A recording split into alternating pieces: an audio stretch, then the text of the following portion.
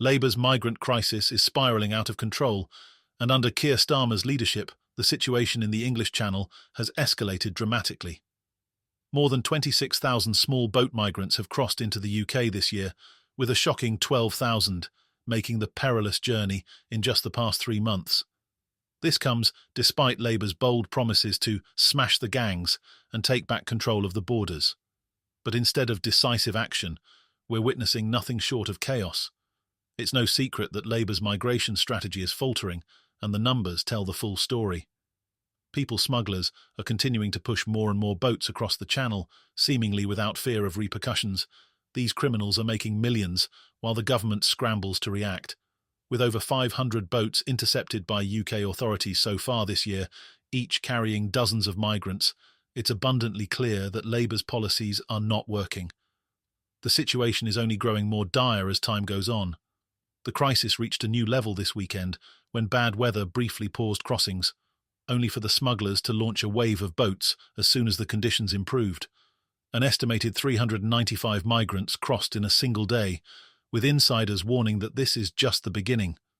Maritime experts are sounding alarms, explaining that the smugglers are using increasingly dangerous tactics, exploiting every tiny gap in the weather to send out more boats and rake in even more profits.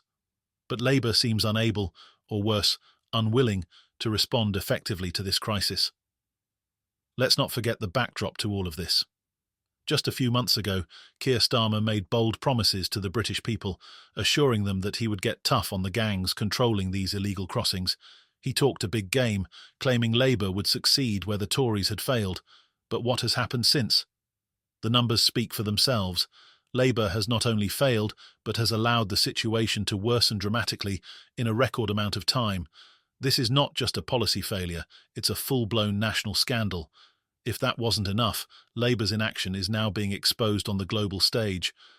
Just this week, the UK and other G7 nations, including France, Germany and Italy, signed a much-touted anti-smuggling action plan aimed at tackling the criminal gangs behind these dangerous crossings. However, critics are already pointing out the glaring weaknesses in Labour's handling of the issue, questioning how effective this plan can truly be when Starmer and his team are struggling to get a grip on the crisis within their own borders. Yvette Cooper, the Home Secretary, has faced mounting criticism for her apparent mishandling of the situation. While she has been quick to condemn the people smugglers, many are asking why Labour has allowed things to spiral so far out of control in the first place. The sheer number of migrants arriving in small boats is staggering, and it's painfully clear that Labour's approach is not working. With the Channel crossings showing no sign of slowing down, Cooper's repeated assurances of action are starting to sound hollow. But the repercussions of this crisis don't stop at the water's edge. The long-term impact of these illegal crossings on local communities is becoming more and more evident.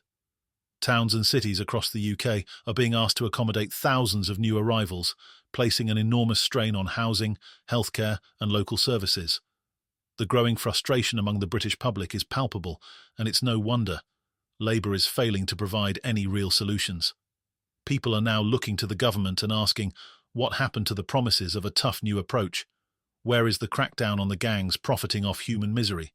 Labour's inability to deliver on its pledges is becoming a major problem, not just for Starmer's leadership, but for the entire country.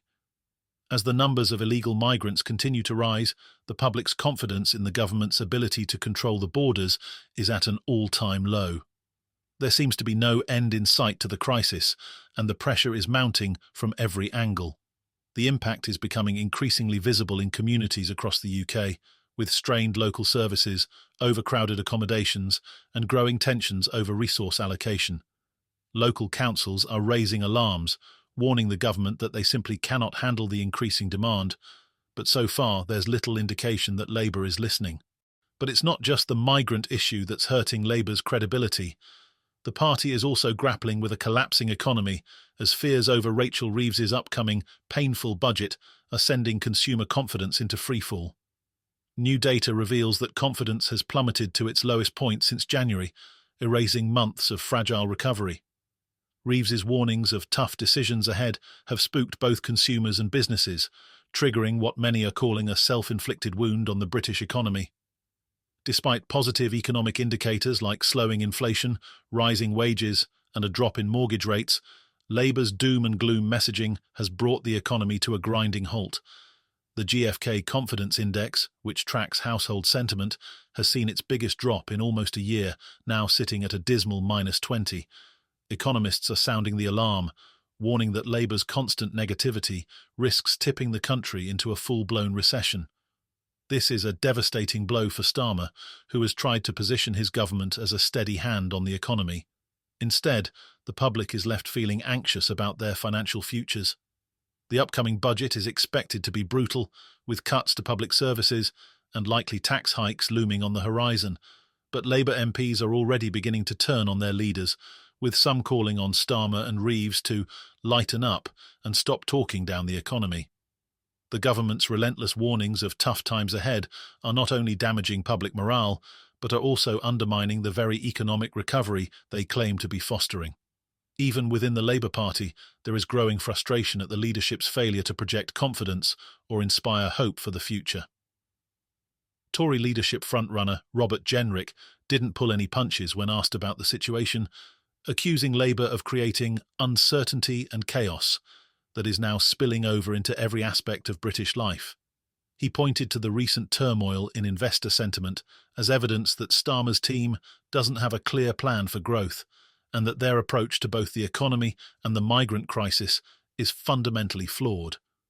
Meanwhile, consumer confidence isn't the only thing in freefall. Labour's internal divisions are widening as Chancellor Rachel Reeves faces mounting backlash over her planned cuts to the foreign aid budget. A proposed £2 billion reduction has sparked fury among her frontbench colleagues, with Foreign Secretary David Lammy among those pushing back. The tension within Labour's ranks is palpable, and it's clear that Starmer's leadership is under serious strain. Despite promising that there would be no return to austerity, Reeves is now pushing through cuts that will hit aid programmes and public services hard. This is a major U-turn for a party that campaigned on rebuilding Britain, not tearing it down. Aid organisations and Labour insiders alike are warning that these cuts will cause lasting damage, both at home and abroad. The chaos within Labour is not just a political sideshow, it's having real consequences for the country. From the mishandling of the migrant crisis to the looming economic storm, Starmer and Reeves are steering Britain towards disaster. The question now is, how much more damage will they do before the public says enough is enough?